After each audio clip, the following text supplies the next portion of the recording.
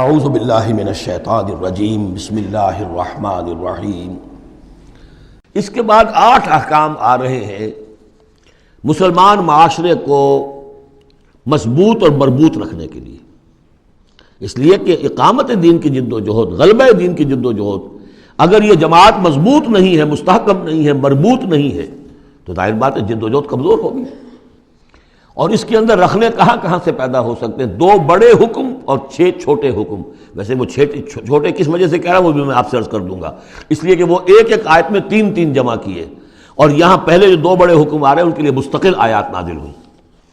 بڑے احکام میں سے پہلا کیا ہے؟ یا ایھا الذین آمنوا ان جاءکم فاسق بنبأ فتبینوا ان تصیبوا قوما بجہالۃ فتصبحوا علی ما فعلتم نادمین۔ اہل ایمان، اگر تمہارے پاس کوئی فاسق شخص آئے جو متقی نہیں ہے، وہ آئے کوئی بڑی خبر لے کر، اطلاع لے کر، فتبینوا، تو تحقیق کر لیا کرو، اس کی خبر پر کوئی اقدام نہ کر گزرنا۔ ہو سکتا ہے وہ غلط بات بتا رہا ہو تمہیں کہ فلاں قبیلہ جو ہے حملے کی تیاری کر رہا ہے، تو تم پہلے اسے پری ایمپٹ کرنے کے لیے فوری طور پر تم حملہ کر دو، نہیں، فتبینوا، تحقیق کر لیا کرو، ان تصیبوا قوما بجہالۃ، مبادا تم جا پڑو کسی قوم پر نادانی میں، حملہ کر بیٹھو کسی قوم کے اوپر، کسی قبیلے کے اوپر نادانی میں، فتصبحوا علی ما فعلتم نادمین، اور پھر تمہیں ہونا پڑے جو کچھ کہ تم نے کیا ہو اس پر نادم۔ اس لیے یہ کہ افواہوں پر کوئی اقدام نہ کیا جائے۔ ہاں، خبر لانے والا صدیق اکبر ہو رضی اللہ تعالیٰ عنہ، بات دوسری ہے، لیکن یہ کہ جو شخص جو ہے قابل اعتماد نہیں ہے، اس کا کردار، اس کی زندگی جو ہے اس طرح کی نہیں ہے، تو اس کے بارے میں اس کی رائے ہوئی کسی خبر پر فوراً کوئی اقدام درست نہیں ہوگا۔ اس کی پوری طرح تحقیق کرو، تفتیش کرو۔ اور ایسا ہی ہوتا ہے اکثر و بیشتر کہ یہ جو افواہوں کے اوپر اقدام کر دیے جاتے ہیں، ان سے بڑے بڑے جھگڑے شروع ہو جاتے ہیں، بڑی بڑی جنگیں شروع ہو جاتی ہیں۔ وَاعْلَمُوا أَنَّ فِيكُمْ رَسُولَ اللَّهِ، اور دیکھو تمہارے مابین اللہ کے رسول ہیں۔ یہ اس سے کیا مراد ہے؟ یعنی محمد صلی اللہ علیہ وسلم اللہ کے رسول ہیں، لیکن یہ تم میں سے بعض خواتین کے شوہر بھی ہیں، بعض اشخاص کے داماد بھی ہیں، بعض کے خسر بھی ہیں۔ یہ رشتے ہیں کہ نہیں؟ بعض کے بھتیجے بھی ہیں۔ تو اگرچہ ان کے رشتے ہیں، لیکن ازواج کو بھی سمجھنا چاہیے کہ یہ صرف میرے شوہر نہیں، یہ اللہ کے رسول ہیں۔ بڑا فرق ہوگا اگر صرف شوہر سمجھ کر کوئی معاملہ کیا، اور لیکن یہ کہ یہ حیثیت نگاہ میں نہ رہے کہ یہ اللہ کے رسول ہے۔ اگر حضرت ابو بکر اور حضرت عمر سمجھے ہمارا داماد ہے، داماد تو بیٹے کے برابر ہوتا ہے نا، نہیں، اللہ کا رسول، ان کی جو حیثیت تمہارے سامنے مقدم رہنی چاہیے وہ یہ کہ اللہ کے رسول ہیں۔ وَاعْلَمُوا أَنَّ فِيكُمْ رَسُولَ اللَّهِ، یہ اللہ کے رسول ہیں اگرچہ محمد ابن عبداللہ، کوئی شک نہیں، لیکن اللہ کے رسول ہیں۔ لَوْ يُطِيعُكُمْ فِي كَثِيرٍ مِّنَ الْأَمْرِ، اگر وہ تمہارا کہنا مانا کرے اکثر معاملات میں، لَعَنِتُّمْ، تو تم مشکل میں پڑ جاؤ گے۔ تمہارا رویہ یہ ہونا چاہیے کہ یہ دیکھو وہ کیا چاہتے ہیں، ان کی منشا دیکھو۔ وَلَٰكِنَّ اللَّهَ حَبَّبَ إِلَيْكُمُ الْإِيمَانَ، لیکن اے محمد کے ساتھیوں، اے صحابہ رسول، اللہ نے تو تمہارے نزدیک ایمان کو بہت محبوب بنا دیا ہے۔ وَزَيَّنَهُ فِي قُلُوبِكُمْ، اسے تمہارے قلوب کے اندر کھبا دیا ہے۔ وَكَرَّهَ إِلَيْكُمُ الْكُفْرَ وَالْفُسُوقَ وَالْعِصْيَانَ، اور بہت ہی تمہارے نزدیک ناپسندیدہ بنا دیا ہے کفر کو بھی اور فسق کو بھی اور نافرمانی کو بھی۔ یہ صحابہ کرام کی شان میں بہت بڑی آیت ہے جو نازل ہوئی ہے قرآن میں۔ وَلَٰكِنَّ اللَّهَ حَبَّبَ إِلَيْكُمُ الْإِيمَانَ وَزَيَّنَهُ فِي قُلُوبِكُمْ وَكَرَّهَ إِلَيْكُمُ الْكُفْرَ وَالْفُسُوقَ وَالْعِصْيَانَ أُولَٰئِكَ هُمُ الرَّاشِدُونَ، یقیناً یہی لوگ ہیں جو صحیح راستے پر ہیں اور جو سعادت مند ہیں اور جو آخری کامیابی کو حاصل کریں گے۔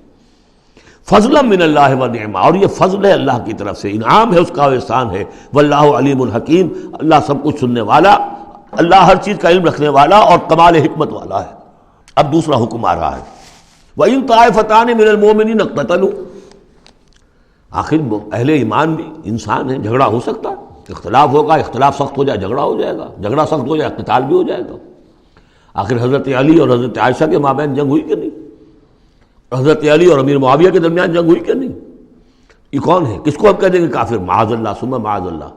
تو فرمایا وَإِن طَائِفَتَانِ مِنَ الْمُؤْمِنِينَ اقْتَتَلُوا، اگر اہل ایمان میں سے 2 گروہ لڑ پڑیں، فَأَصْلِحُوا بَيْنَهُمَا، تو اب عام معاشرے کو یہ سمجھنا چاہیے، سب لوگوں کو، کہ وہ یہ نہ سمجھے کہ ہم سے کیا ہے، آپس میں نبٹ لیں، نہیں، ان کے درمیان صلح کراؤ، تمہارا فرض ہے، یہ اجتماعی فریضہ ہے، صلح کراؤ۔ فَأَصْلِحُوا بَيْنَهُمَا، انڈیفرنس، ہمیں کیا تعلق؟ غلط، اس لیے کہ یہ جو رکھنا پڑ رہا ہے، یہ اسلامی معاشرے کا رکھنا مسلمانوں کی مجموعی قوت کو کمزور کرنے کا سبب بنے گا، اور مسلمانوں کی قوت کمزور ہوتی ہے تو اللہ کے دین کے غلبے کی جد و جہد کمزور پڑ رہی ہے۔ لہذا فرض سمجھو اصلحوا بینہما، ان کے درمیان صلح کراؤ۔ فَإِن بَغَتْ إِحْدَاهُمَا عَلَى الْأُخْرَىٰ، پھر اگر ان میں سے ایک دوسرے پر زیادتی کرے، صلح کی پابندی نہیں کر رہا، صلح کرا دی گئی پھر بھی وہ زیادتی کر رہا، فَقَاتِلُوا الَّتِي تَبْغِي، اب جنگ کرو اس سے جو زیادتی کرنے والا ہے۔ اب یہ دو فریقوں کے درمیان نہیں رہا معاملہ، اب ایک فریق گویا کہ پوری مسلم جماعت کو، پورے مسلم معاشرے کو، پوری ملت اسلامی کو جو کہ وہ للکار رہا، چیلنج کر رہا ہے، تو اب ان سے جنگ کرو حتیٰ تفیء الی امر اللہ، یہاں تک کہ وہ لوٹ آئے اللہ کے حکم کی طرف۔ صلح کی جو بھی شرائط تھی ان کو دوبارہ قبول کر لے۔